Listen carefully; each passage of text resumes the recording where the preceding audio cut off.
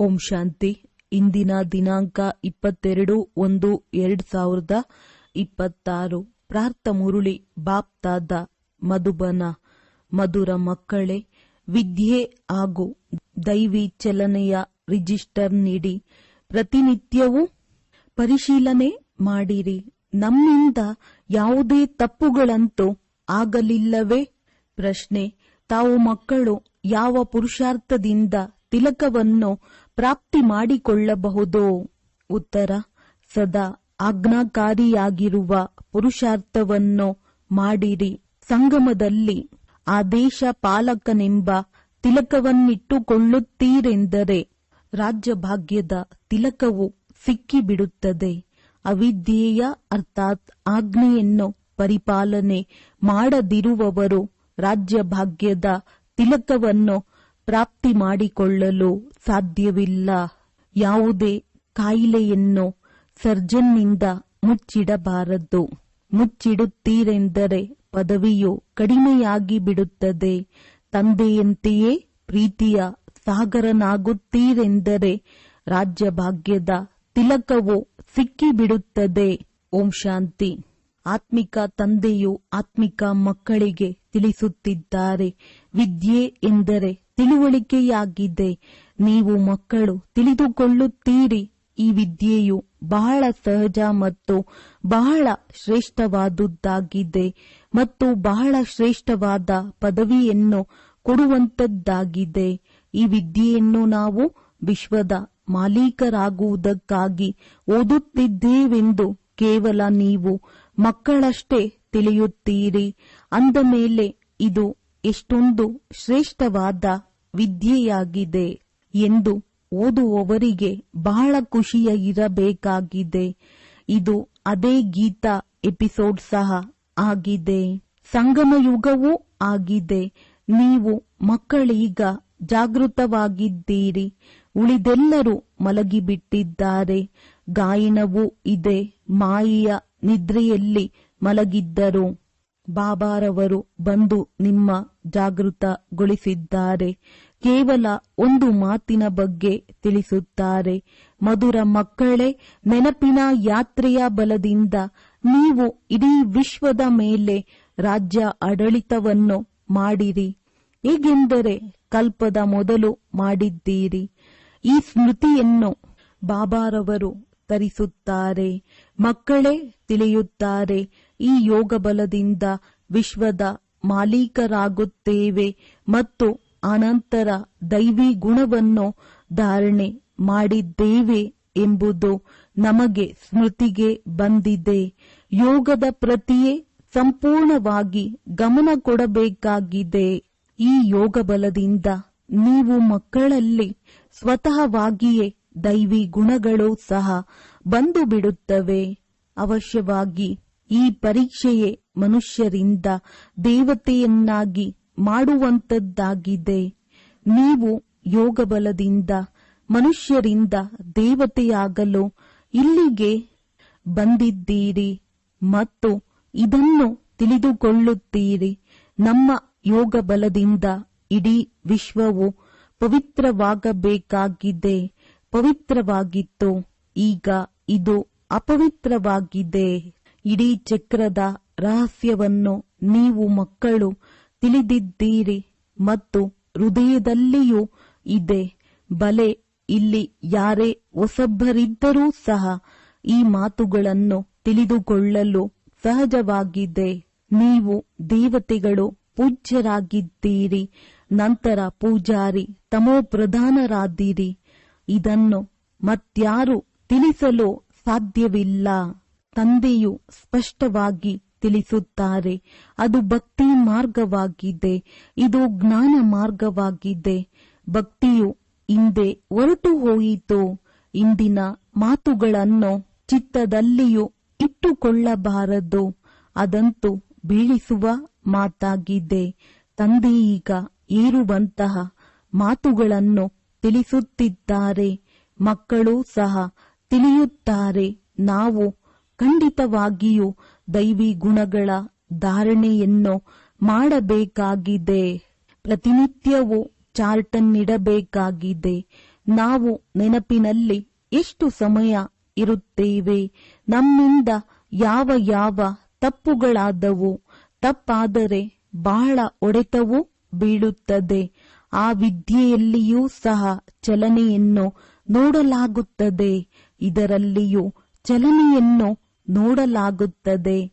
ತಂದೆಯಂತೂ ನಿಮ್ಮ ಕಲ್ಯಾಣಕ್ಕಾಗಿಯೇ ಹೇಳುತ್ತಿದ್ದಾರೆ. ಅದರಲ್ಲಿಯೇ ರಿಜಿಸ್ಟರನ್ನಿಡುತ್ತಾರೆ. ಓದುವುದರಲ್ಲಿ ಹಾಗೂ ಚಲನೆಯ ರಿಜಿಸ್ಟರ್ ಅನ್ನು ಇಡುತ್ತಾರೆ. ಮಕ್ಕಳು ಇಲ್ಲಿಯೂ ಸಹ ದೇವತಾ ಚಲನೆಯನ್ನು ಮಾಡಿಕೊಳ್ಳಬೇಕಾಗಿದೆ. ತಮ್ಮಿಂದ ತಪ್ಪುಗಳಾಗಂತೆ ಸಂಭಾಲನೆ ಮಾಡಬೇಕಾಗಿದೆ. ನನ್ನಿಂದ ಯಾವುದೇ ತಪ್ಪಂತೂ ಆಗಲಿಲ್ಲವೇ? ಇದಕ್ಕಾಗಿಯೇ ಕಚೇರಿಯನ್ನು ಮಾಡಬೇಕಾಗಿದೆ. ಮತ್ತೆಲ್ಲಿಯೋ ಶಾಲೆ, ಇನ್ನೆಲ್ಲಿಯೋ ಕಚೇರಿಯಾಗುವುದಿಲ್ಲ. ಇದನ್ನು ಹೃದಯದಿಂದ ಕೇಳಿಕೊಳ್ಳಬೇಕಾಗಿದೆ. ತಂದೆಯು ತಿಳಿಸಿದ್ದಾರೆ, ಮಾಯೆಯ ಕಾರಣದಿಂದ ಒಂದಲ್ಲ ಒಂದು ಉಲ್ಲಂಘನೆಯಾಗುತ್ತಿರುತ್ತದೆ. ಪ್ರಾರಂಭದಲ್ಲಿಯೂ ಕಚೇರಿಯಾಗುತ್ತಿತ್ತು. ಮಕ್ಕಳು ಸತ್ಯವನ್ನು ಹೇಳುತ್ತಿದ್ದರು. ತಂದೆಯು ತಿಳಿಸುತ್ತಿರುತ್ತಾರೆ, ಒಂದು ವೇಳೆ ಸತ್ಯವನ್ನು ತಿಳಿಸಲಿಲ್ಲವೆಂದರೆ ತಪ್ಪುಗಳ ವೃದ್ಧಿಯಾಗುತ್ತಿರುತ್ತವೆ. ಉಲ್ಟಾ ಮತ್ತು ತಪ್ಪುಗಳ ದಂಡವನ್ನು ಸಿಗುತ್ತದೆ. ತಪ್ಪುಗಳನ್ನು ಹೇಳದಿರುವುದರಿಂದ ಅವಿದ್ಯೇಯನೆಂಬ ತಿಲಕವನ್ನಿಟ್ಟುಕೊಳ್ಳುತ್ತೀರಿ. ನಂತರ ರಾಜ್ಯ ಭಾಗ್ಯದ ತಿಲಕವು ಸಿಗಲು ಸಾಧ್ಯವಿಲ್ಲ. ಆಜ್ಞೆಯನ್ನು ಪಾಲಿಸಲಿಲ್ಲ.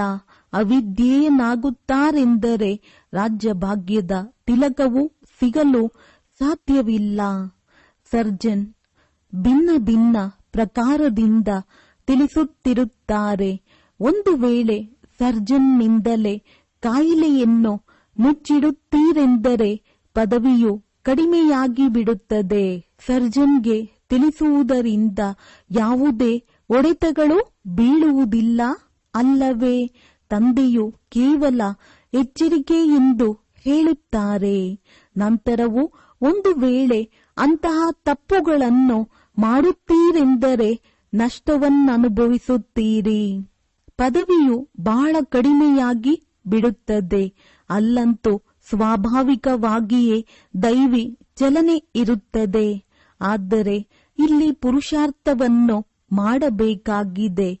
ಗಳಿಗೆ ಗಳಿಗೆಯೂ ಫೇಲ್ ಆಗಬಾರದು.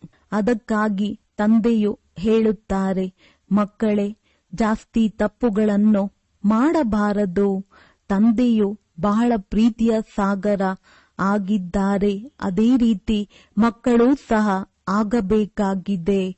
ತಂದೆಯಂತೆ ಮಕ್ಕಳು, ರಾಜರಾಣಿಯಂತೆ ಪ್ರಜೆಗಳು. ಬಾಬಾರವರಂತೂ ರಾಜ ಆಗುವುದಿಲ್ಲ.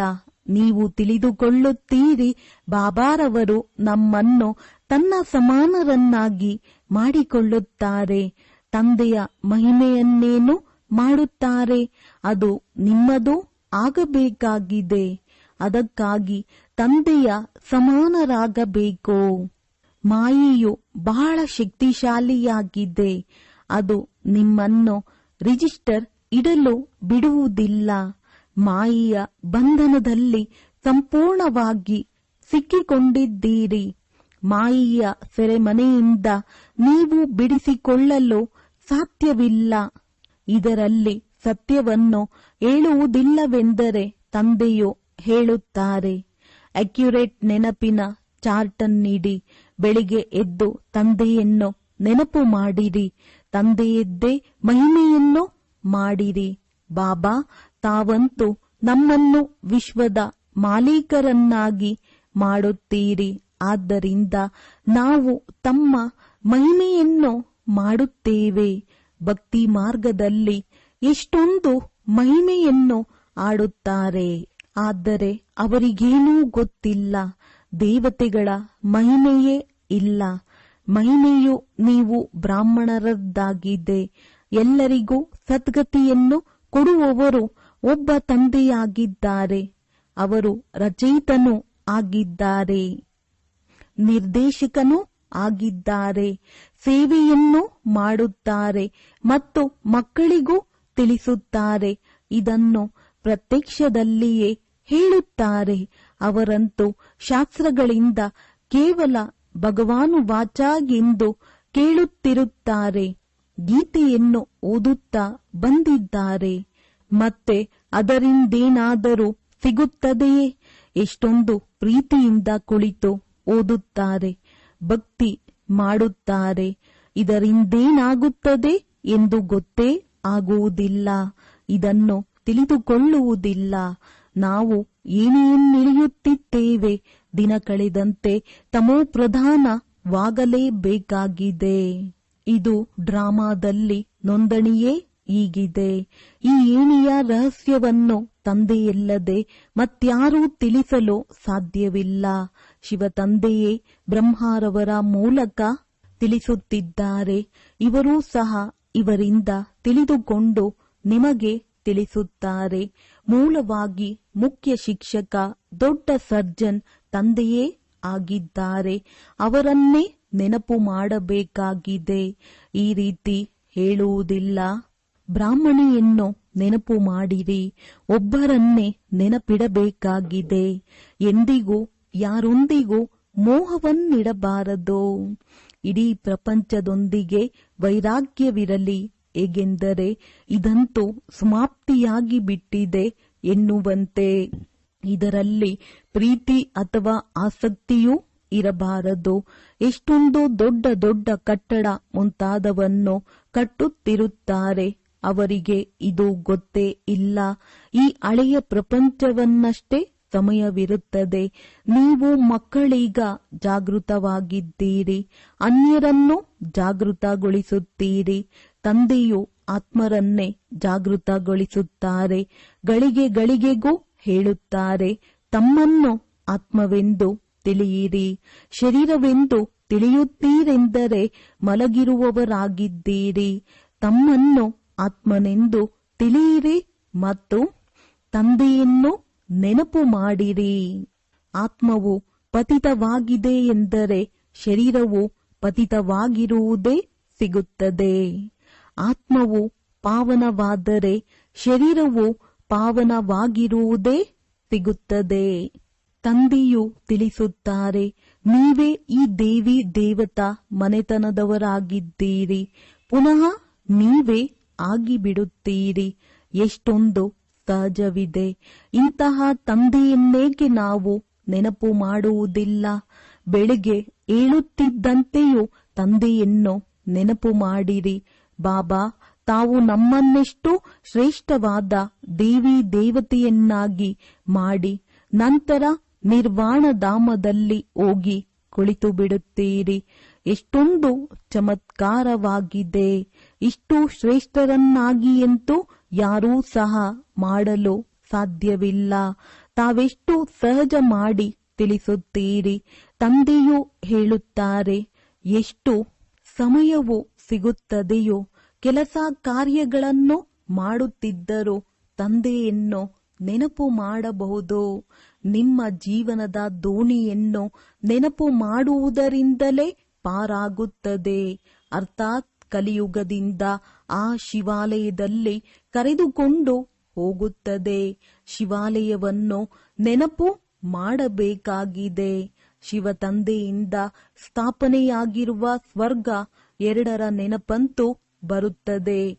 ಶಿವ ತಂದೆಯನ್ನು ನೆನಪು ಮಾಡುವುದರಿಂದ ನಾವು ಸ್ವರ್ಗದ ಮಾಲೀಕರಾಗುತ್ತೇವೆ.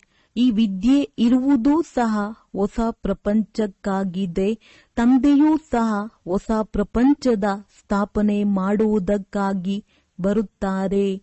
ಅಂದಾಗ ಅವಶ್ಯವಾಗಿ ಶಿವ ತಂದೆಯೂ ಬಂದು ಯಾವುದೋ ಕರ್ತವ್ಯವನ್ನು ಮಾಡಿರಬೇಕಲ್ಲವೇ? ನೀವು ನೋಡುತ್ತಿದ್ದೀರಿ, ನಾನು ಡ್ರಾಮಾದ ಯೋಜನೆಯ ಅನುಸಾರವಾಗಿ ಪಾತ್ರವನ್ನಭಿನಯಿಸುತ್ತಿದ್ದೇನೆ. ನೀವು ಮಕ್ಕಳಿಗೆ 5000 ವರ್ಷದ ಮೊದಲಿನ ನೆನಪಿನ ಯಾತ್ರೆ ಮತ್ತು ಆದಿ ಮಧ್ಯ ಅಂತ್ಯದ ರಹಸ್ಯವನ್ನು ತಿಳಿಸುತ್ತೇನೆ. ನೀವು ತಿಳಿದುಕೊಂಡಿದ್ದೀರಿ, ಪ್ರತಿ 5000 ವರ್ಷದ ನಂತರ ನಮ್ಮ ಸಮ್ಮುಖದಲ್ಲಿ ಬರುತ್ತಾರೆ. ಆತ್ಮವೇ ಇದನ್ನು ಹೇಳುತ್ತದೆ, ಶರೀರವೂ ಹೇಳುವುದಿಲ್ಲ. ತಂದೆಯು ಮಕ್ಕಳಿಗೆ ಶಿಕ್ಷಣವನ್ನು ಕೊಡುತ್ತಾರೆ. ಆತ್ಮವೇ ಪವಿತ್ರವಾಗಬೇಕಾಗಿದೆ. ಆತ್ಮವು ಒಂದು ಬಾರಿಯಷ್ಟೇ ಪವಿತ್ರವಾಗುತ್ತದೆ. ಬಾಬಾರವರು ಹೇಳುತ್ತಾರೆ, ನಾನು ಅನೇಕ ಬಾರಿ ನಿಮಗೆ ಓದಿಸಿದ್ದೇನೋ, ಆದರೂ ಓದಿಸುತ್ತೇನೆ. ಈ ರೀತಿಯಂತೂ ಸನ್ಯಾಸಿಗಳು ಹೇಳಲು ಸಾಧ್ಯವಿಲ್ಲ. ಬಾಬಾರವರೇ ಹೇಳುತ್ತಾರೆ, ಮಕ್ಕಳೇ, ನಾನು ಡ್ರಾಮಾದ ಯೋಜನೆಯ ಅನುಸಾರವಾಗಿ ಓದಿಸುವುದಕ್ಕಾಗಿ ಬಂದಿದ್ದೇನೆ. ಮತ್ತೆ 5000 ವರ್ಷದ ನಂತರ ಇದೇ ರೀತಿ ಬಂದು ಓದಿಸುತ್ತೇನೆ. ಹೇಗೆ ಕಲ್ಪದ ಮೊದಲು ನಿಮಗೆ ಓದಿಸಿ ರಾಜಧಾನಿಯನ್ನು ಸ್ಥಾಪನೆ ಮಾಡಿದ್ದೇನೋ, ಅನೇಕ ಬಾರಿ ನಿಮಗೆ ಓದಿಸಿ ರಾಜ್ಯದ ಸ್ಥಾಪನೆ ಮಾಡಿದ್ದೇನೆ. ಇದೆಷ್ಟು ಅದ್ಭುತವಾದ ಮಾತುಗಳನ್ನು ಬಾಬಾರವರು ತಿಳಿಸುತ್ತಾರೆ. ಶ್ರೀಮತವು ಎಷ್ಟೊಂದು ಶ್ರೇಷ್ಠವಾಗಿದೆ. ಶ್ರೀಮತದಿಂದಲೇ ನಾವು ವಿಶ್ವದ ಮಾಲೀಕರಾಗುತ್ತೇವೆ. ಬಹಳ ಶ್ರೇಷ್ಠ ಪದವಿಯಾಗಿದೆ. ಯಾರಿಗೆ ದೊಡ್ಡ ಲಾಟರಿಯು ಸಿಗುತ್ತದೆ ಎಂದರೆ ತಲೆಕೆಟ್ಟು ಹೋಗುತ್ತದೆ. ಕೆಲವಂತೂ ನಡೆಯುತ್ತಾ ಭರವಸೆ ಇಲ್ಲದವರಾಗುತ್ತಾರೆ. ನಾವು ಓದುವುದಕ್ಕೆ ಸಾಧ್ಯವಿಲ್ಲ. ನಾವು ವಿಶ್ವದ ರಾಜ್ಯಭಾಗ್ಯವನ್ನು ಹೇಗೆ ತೆಗೆದುಕೊಳ್ಳಲು ಸಾಧ್ಯ? ಆದರೆ ನೀವು ಮಕ್ಕಳಿಗಂತೂ ಬಹಳ ಖುಷಿಯಾಗಬೇಕು. ಬಾಬಾ ಹೇಳುತ್ತಾರೆ, ಅತೀಂದ್ರಿಯ ಸುಖ ಹಾಗೂ ಖುಷಿಯ ಮಾತನ್ನು ಕೇಳಬೇಕೆಂದರೆ ನನ್ನ ಮಕ್ಕಳಿಂದ ಕೇಳಿರಿ. ನೀವು ಎಲ್ಲರಿಗೂ ಖುಷಿಯ ಮಾತುಗಳನ್ನು ಹೇಳುವುದಕ್ಕಾಗಿ ಹೋಗುತ್ತೀರಿ. ನೀವೇ ವಿಶ್ವದ ಮಾಲೀಕರಾಗಿದ್ದೀರಿ. ಮತ್ತೆ 84 ಜನ್ಮಗಳನ್ನು ಭೋಗಿಸಿ ಗುಲಾಮರಾಗುತ್ತೀರಿ. ಗಾಯನವನ್ನೂ ಮಾಡುತ್ತಾರೆ, ನಾನು ನಿನ್ನ ಗುಲಾಮನಾಗಿದ್ದೇನೆ, ನಾನು ನಿನ್ನ ಗುಲಾಮನಾಗಿದ್ದೇನೆ. ಮತ್ತೆ ಸ್ವಯಂವನ್ನು ನೀಚ ಎಂದು ಹೇಳುವುದು, ಚಿಕ್ಕವರಾಗಿ ನಡೆಯುವುದು ಒಳ್ಳೆಯದು ಎಂದು ತಿಳಿದುಕೊಳ್ಳುತ್ತಾರೆ. ಇಲ್ಲಿ ನೋಡಿ, ತಂದೆಯು ಯಾರಾಗಿದ್ದಾರೆ ಅವರನ್ನು ಇನ್ಯಾರೂ ತಿಳಿದಿಲ್ಲ. ನೀವಷ್ಟೇ ತಿಳಿದುಕೊಂಡಿದ್ದೀರಿ. ಬಾಬಾರವರು ಯಾವ ರೀತಿ ಬಂದು ಎಲ್ಲರನ್ನೂ ಮಗು ಮಗು ಎಂದು ಹೇಳುತ್ತಾ ತಿಳಿಸುತ್ತಾರೆ. ಇದು ಆತ್ಮ ಮತ್ತು ಪರಮಾತ್ಮನ ಮೇಳವಾಗಿದೆ. ಅವರಿಂದ ನಮಗೆ ಸ್ವರ್ಗದ ರಾಜ್ಯಭಾಗ್ಯವು ಸಿಗುತ್ತದೆ. ಬಾಕಿ ಗಂಗಾ ಸ್ನಾನ ಮುಂತಾದವನ್ನು ಮಾಡುವುದರಿಂದ ಸ್ವರ್ಗದ ರಾಜ್ಯಭಾಗ್ಯವು ಯಾರಿಗೂ ಸಿಗುವುದಿಲ್ಲ. ಗಂಗಾ ಸ್ನಾನವನ್ನಂತೂ ಅನೇಕ ಬಾರಿ ಮಾಡಿದ್ದೆವು. ಆ ನೀರಂತೂ ಸಾಗರದಿಂದ ಬರುತ್ತದೆ. ಆದರೆ ಈ ಮಳೆಯು ಹೇಗೆ ಬೀಳುತ್ತದೆ? ಇದನ್ನೂ ಸಹ ವಿಧಿ ಎಂದು ಹೇಳಲಾಗುತ್ತದೆ. ಈ ಸಮಯದಲ್ಲಿ ತಂದೆಯು ನಿಮಗೆ ಎಲ್ಲವನ್ನೂ ತಿಳಿಸುತ್ತಾರೆ. ಇದನ್ನು ಆತ್ಮವೇ ಧಾರಣೆಯನ್ನು ಮಾಡಿಕೊಳ್ಳುತ್ತದೆ, ಶರೀರವಲ್ಲ. ನೀವು ಅನುಭವ ಮಾಡುತ್ತೀರಿ. ಖಂಡಿತವಾಗಿಯೂ ಬಾಬಾರವರು ನಮ್ಮನ್ನು ಎಂಥವರಿಂದ ಎಂಥವರನ್ನಾಗಿ ಮಾಡಿಬಿಟ್ಟರು.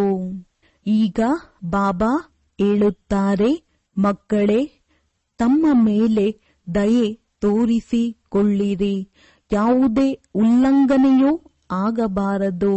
ದೇಹದ ಅಭಿಮಾನಿಯಾಗಬಾರದು. ಇಲ್ಲವೆಂದರೆ ಪುಕ್ಕಟ್ಟೆಯಾಗಿ ತಾವು ಕಡಿಮೆ ಪದವಿಯನ್ನು ಮಾಡಿಕೊಳ್ಳುತ್ತೀರಿ. ಈ ರೀತಿ ಶಿಕ್ಷಕರಂತೂ ತಿಳಿಸುತ್ತಾರಲ್ಲವೇ? ನೀವು ತಿಳಿದಿದ್ದೀರಿ, ಬಾಬಾರವರು ಬೇಹದ್ದಿನ ಶಿಕ್ಷಕನಾಗಿದ್ದಾರೆ. ಪ್ರಪಂಚದಲ್ಲಂತೂ ಎಷ್ಟೊಂದು ಭಾಷೆಗಳಿವೆ. ಯಾವುದೇ ಮುದ್ರಣವಾಗುತ್ತದೆ ಎಂದರೆ ಎಲ್ಲ ಭಾಷೆಗಳಲ್ಲಿಯೂ ಆಗಬೇಕು. ಯಾವುದೇ ಪುಸ್ತಕವನ್ನೇ ಮುದ್ರಿಸಲಾಗುತ್ತದೆ ಎಂದರೆ ಎಲ್ಲರಿಗೂ ಒಂದೊಂದು ಕಾಪಿಯನ್ನು ಕಳುಹಿಸಿರಿ. ಒಂದೊಂದು ಕಾಪಿಯನ್ನು ಲೈಬ್ರರಿಗೆ ಕಳುಹಿಸಬೇಕಾಗಿದೆ. ಇದರಲ್ಲಿ ಖರ್ಚಿನ ಮಾತಿಲ್ಲ. ಬಾಬಾರವರ ಭಂಡಾರವು ತುಂಬಿಬಿಡುತ್ತದೆ. ಹಣವನ್ನು ತಮ್ಮ ಬಳಿ ಇಟ್ಟುಕೊಂಡು ಏನು ಮಾಡುತ್ತೀರಿ? ಮನೆಗಂತೂ ತೆಗೆದುಕೊಂಡು ಹೋಗುವುದಿಲ್ಲ. ಒಂದು ವೇಳೆ ಸ್ವಲ್ಪ ಮನೆಗೆ ತೆಗೆದುಕೊಂಡು ಹೋಗುತ್ತಾರೆಂದರೆ ಪರಮಾತ್ಮನ ಯಜ್ಞದ ಕಳ್ಳರಾಗಿ ಬಿಡುತ್ತಾರೆ. ತೆಗೆದುಕೊಳ್ಳೋಣ ಇಂತಹ ಬುದ್ಧಿಯು ಯಾರಿಗೂ ಆಗದಿರಲಿ. ಪರಮಾತ್ಮನ ಯಜ್ಞದ ಕಳ್ಳತನ.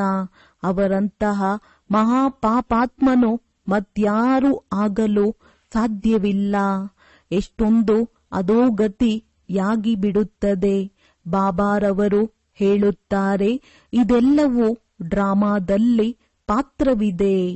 ನೀವು ರಾಜಾಡಳಿತ ಮಾಡುತ್ತೀರಿ, ಅವರು ನಿಮ್ಮ ಸೇವಾದಾರಿಯಾಗುತ್ತಾರೆ. ಸೇವಾದಾರಿಗಳಿಲ್ಲದೆಯೇ ರಾಜ್ಯ ಆಡಳಿತರು ಹೇಗೆ ನಡೆಯುತ್ತದೆ? ಕಲ್ಪದ ಮೊದಲು ಸಹ ಹೀಗೆಯೇ ಸ್ಥಾಪನೆಯಾಗಿತ್ತು. ಈಗ ಬಾಬಾರವರು ಹೇಳುತ್ತಾರೆ, ತಮ್ಮ ಕಲ್ಯಾಣವನ್ನು ಮಾಡಿಕೊಳ್ಳಬೇಕೆಂದು ಬಯಸುತ್ತೀರೆಂದರೆ ಶ್ರೀಮತದಂತೆ ನಡೆಯಿರಿ.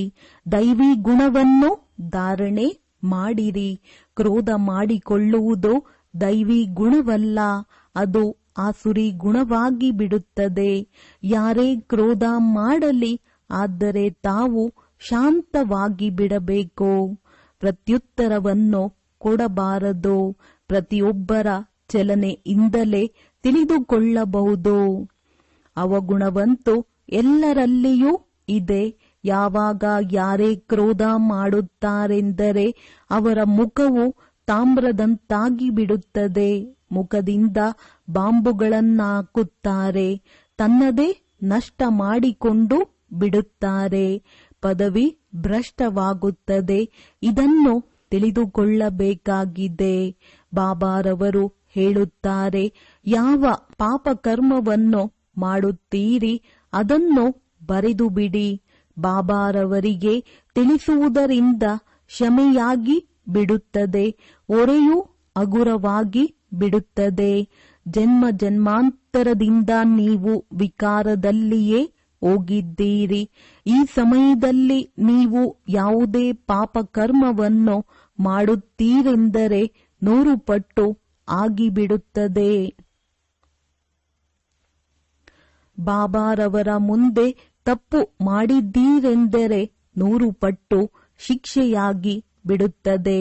ಮಾಡಿದ್ದೀರಿ ಮತ್ತು ತಿಳಿಸಲಿಲ್ಲವೆಂದರೆ ಇನ್ನೂ ವೃದ್ಧಿಯಾಗಿ ಬಿಡುತ್ತದೆ. ತಂದೆಯಂತೂ ತಿಳಿಸುತ್ತಾರೆ, ತಮ್ಮನ್ನು ನಷ್ಟದಲ್ಲಿ ತಲುಪಿಸಬೇಡಿ. ತಂದೆಯು ಮಕ್ಕಳ ಬುದ್ಧಿಯನ್ನು ಒಳ್ಳೆಯದನ್ನಾಗಿ ಮಾಡಲು ಬಂದಿದ್ದಾರೆ. ಇವರು ಎಂತಹ ಪದವಿಯನ್ನು ಪಡೆಯುತ್ತಾರೆನ್ನುವುದು ಗೊತ್ತಿದೆ. ಅದು ಸಹ 21 ಜನ್ಮದ ಮಾತಾಗಿದೆ. ಯಾರು ಸೇವಾದಾರಿ ಮಕ್ಕಳಿದ್ದಾರೆ ಅವರ ಸ್ವಭಾವವು ಮಧುರವಾಗಬೇಕು. ಕೆಲವರಂತೂ ತಕ್ಷಣವೇ ತಂದೆಗೆ ತಿಳಿಸುತ್ತಾರೆ, ಬಾಬಾ ಈ ತಪ್ಪಾಯಿತು. ಇದರಿಂದ ಬಾಬಾರವರು ಖುಷಿಯಾಗುತ್ತಾರೆ. ಭಗವಂತನು ಖುಷಿಯಾದರೆಂದರೆ ಇನ್ನೇನು ಬೇಕು. ಇವರಂತೂ ತಂದೆ, ಶಿಕ್ಷಕ, ಗುರು ಮೂವರು ಆಗಿದ್ದಾರೆ.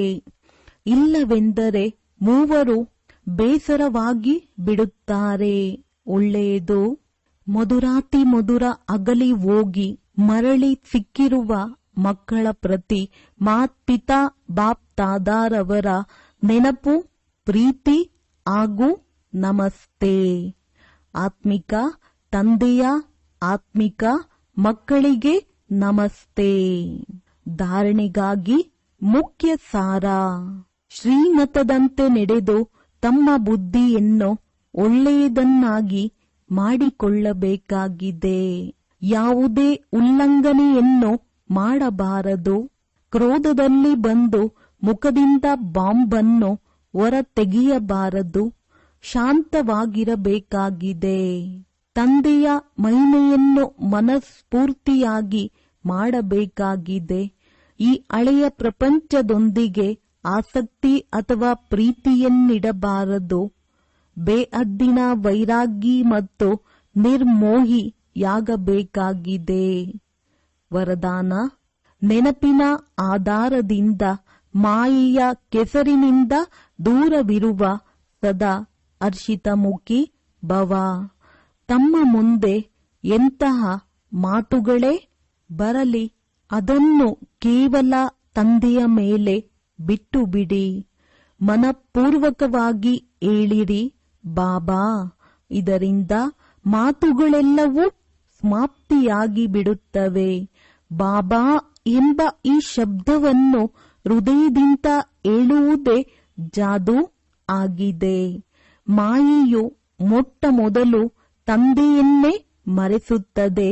ಆದ್ದರಿಂದ ಕೇವಲ ಈ ಮಾತಿನಲ್ಲಿಯೇ ಗಮನ ಕೊಡುತ್ತೀರೆಂದರೆ ತಮ್ಮನ್ನು ಕಮಲ ಪುಷ್ಪ ಸಮಾನ ಅನುಭವ ಮಾಡುವಿರಿ. ನೆನಪಿನ ಆಧಾರದಿಂದ ಸದಾ ಮಾಯೆಯ ಸಮಸ್ಯೆಗಳ ಕೆಸರಿನಿಂದ ದೂರವಿರುತ್ತೀರಿ. ಯಾವಾಗ ಯಾವುದೇ ಮಾತಿನಲ್ಲಿ ಏರುಪೇರಿನಲ್ಲಿ ಬರುವುದಿಲ್ಲ. ಸದಾ ಒಂದೇ ಸ್ಥಿತಿ ಹರ್ಷಿತಮುಖಿಯಾಗಿ ಇರುತ್ತದೆ. ಸ್ಲೋಗನ್: ಪವಿತ್ರತೆಯ ಧಾರಣೆ ಅಥವಾ ಧರ್ಮವನ್ನು ಜೀವನದಲ್ಲಿ ತರುವವರೇ ಮಹಾನ್ ಆತ್ಮರಾಗಿದ್ದಾರೆ. ಅವ್ಯಕ್ತ ಸೂಚನೆಗಳು: ಈ ಅವ್ಯಕ್ತ ಮಾಸದಲ್ಲಿ ಬಂಧನ ಮುಕ್ತರಾಗಿ ಜೀವನ್ಮುಕ್ತ ಸ್ಥಿತಿಯ ಅನುಭವ ಮಾಡಿರಿ.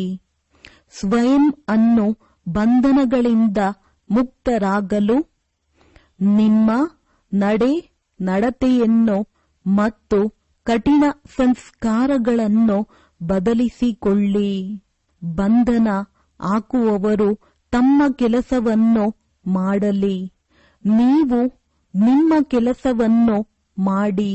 ಅವರ ಕೆಲಸವನ್ನು ನೋಡಿ ಭಯಪಡಬೇಡಿ. ಅವರು ತಮ್ಮ ಕೆಲಸವನ್ನು ಎಷ್ಟು ಬಲದಿಂದ ಫೋರ್ಸ್ ಜೊತೆ ಮಾಡುತ್ತಿದ್ದಾರೆ.